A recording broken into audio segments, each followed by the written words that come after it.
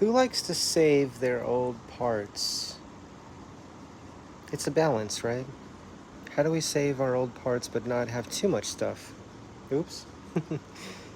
Those are experiments.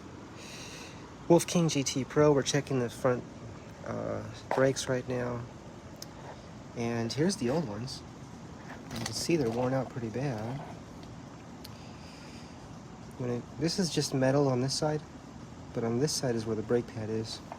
But looking at some old parts that I've saved, I see a match here. This is for an entirely different, something different here. This is for something different, but look, looks pretty identical, doesn't it? Let's see if this will also fit, this part. Yeah, it looks like it fits as well. That could work. What do you think? Should we try it? It still has some life left in it.